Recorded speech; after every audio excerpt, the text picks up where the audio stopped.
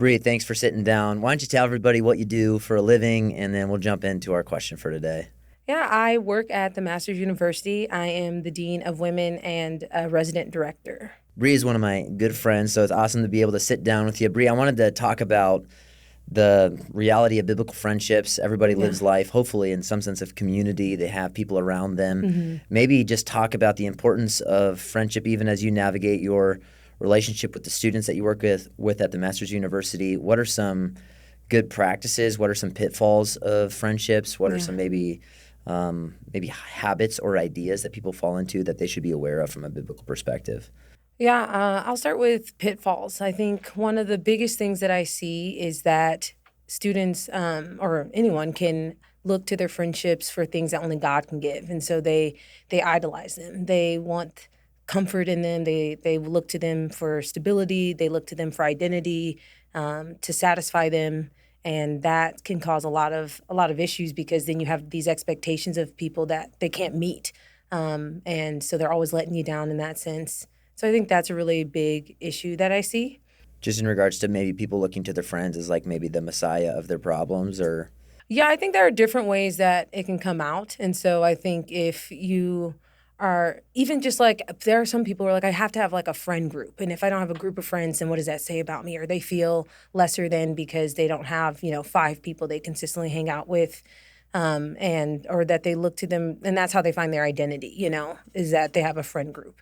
Or you see it and when they see that their friends, or they want them to fulfill certain things where, it's like you have to look to the Lord to be your comforter or like to help you through certain things. Your friend can't fulfill all of those ideas. So that would be one of the pitfalls of friendship. Yeah. Okay. Another one I would say is that we put ourselves at the center of friendship. And so it's all about what do these people give me rather than how can I serve other people. And I think, the idea of to love your neighbor as yourself, so many people think like, I have to love myself more so I can love other people better. But that's not a biblical idea. I think we have to remember that sin inherently is that we are self-focused. And so is that we already love ourselves so much. And so we should love other people sacrificially the way that we care for ourselves. And so it's not about what can this person give me, but how can I serve other people? Yeah, I think that's important. I think probably our tendency in the flesh is to kind of think through our relationships with what are people going to contribute or serve me. And it's probably a backwards way of thinking because it also inevitably robs us of our joy. Yeah. Because if we start looking at our relationships through the perspective of what are people offering me, we become disappointed when they aren't maybe contributing in that regard. Yeah. I think it was Corrie ten Boom who talks about friendship, and she says if you're unhappy with your lot in life, or your friendships or relationships, build a service station on it but it's very easy to become me-centered. Yes. Okay, what else?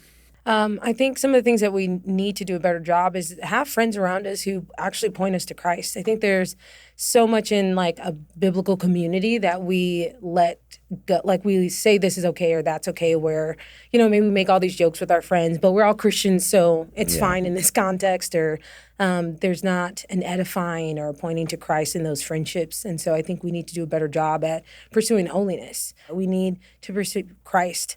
And we need other people to point us to Christ in that. So, and then what does that look like, practically speaking? Like if you're going to try to push your friend towards a greater love for Jesus and a love for his word, is that like, hey, so-and-so, Sarah, Bob, how's it going in your time in the word? Like, what does that look like practically? Yeah. What do you want your friends to do with you proactively? For sure. I think one thing is I want us to have like open, honest friendship where we're talking about things we're struggling with. And so that way when we do get together, it can be like, oh, hey, how's that going? Or I've been praying for that thing. So being able to share and like welcome people into your life. And then as well as those questions, being intentional of like, how is your time in the word going? Or being willing to stop certain things that aren't, we talked about gossip before. Stop those conversations, or if things aren't helpful, that we're able to even help each other know how to navigate that. And so I think those are ways that we could do that better. You talked about even kind of that idea with like Christian friendships. I think sometimes there's like the assumption that,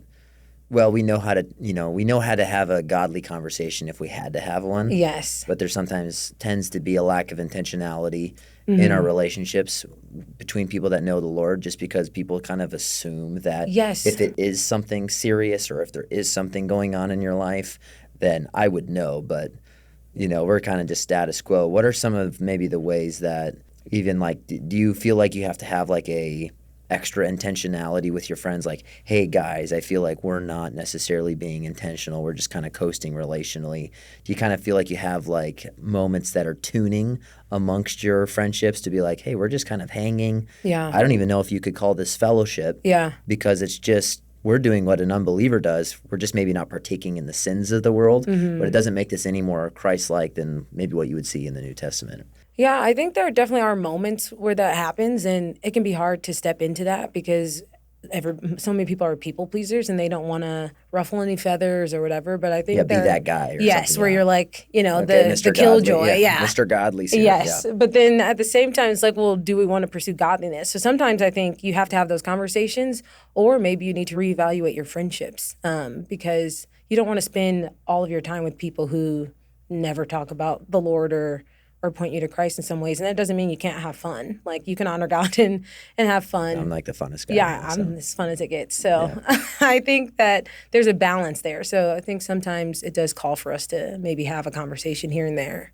And then maybe just like one thing, and finally in regards to like the friendship dynamic, I think sometimes like when I was growing up, I grew up in youth group culture, in the early 2000s. Everything was a clique, like it's a clique. I think kind of looking back now, I go, well, Jesus had 70 disciples, then he had 12 disciples, then he had Peter, James, and John, and then he had the disciple that he loved. Yeah. So there is a level of like intimacy that you should have with certain people. I think sometimes in a Christian context, there's like the pressure to be friends with everybody. Like, who are your friends? Well, I have 1,400 friends on Facebook, and then you go like, I have friends with all of these people. They all deserve equal amounts of my time, and I deserve an equal amount of their time. Maybe even just the priority and necessity of going like, you need to have your life known by certain people in depth. Yeah. And that's what real friendship is. It's not, I think we've really dissolved the distinction between an acquaintance and a friendship. So true. And maybe just speak to that.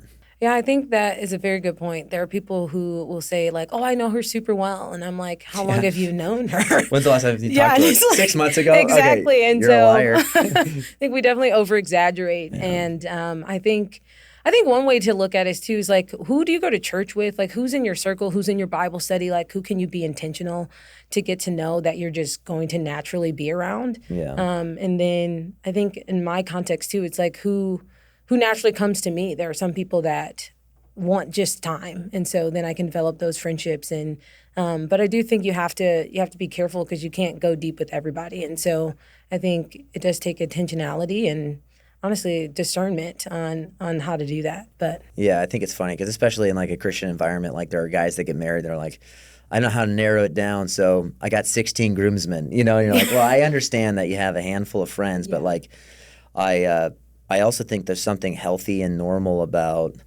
these guys know my life. Paul had a Timothy, and there's these relationships that you see. And I think that comes from priority. Yeah. Like, I think, once again, if you want to be the person who just seems like they have a lot of friends, then, like, your priority's different, and you're just going to be spread. Or even they're maybe under the false, I would say, like, biblical idea that you need to be equally close with everyone. Yeah, with everyone, yeah. And it's like sometimes people would say like, oh, it seems like you're closest with them. And I think now I'm coming to the realization, yes, I am. Yes, that's not a negative thing. They're some of my best friends. For sure. And these are the people I invest in. They're the people that invest in me. Yeah. And I think there's a biblical precedent for that. And I think people need to feel the freedom to go, these are the people I'm pouring my life into. And these are the people where if I have a free night, these are the people I want to hang out with. Yeah. Because I think sometimes on a fear of exclusion, the pathway to true intimacy is never you never find it. Yeah. Because you're always trying to build bridges with everybody. Yes. I think that's a good point. And that goes back to like the self-seeking like friend is that you, even when people sometimes are like excluded from something, but if you're like thinking rightly, you don't see it as like an exclusion. It's like, oh, they have deep friendship. They've known each other longer. It doesn't have to be a personal attack on me if I get invited to something. Which is a whole nother conversation. Yeah. Everything is a personal attack. Everything's a personal attack. You didn't like my photo. Yeah. Well, Bri, thanks so much for your perspective and input in this regard. I appreciate you and your friendship. I hope you would consider me a friend. I think you're a friend. Well, thank you, Bri, for sitting down. Yeah, no problem.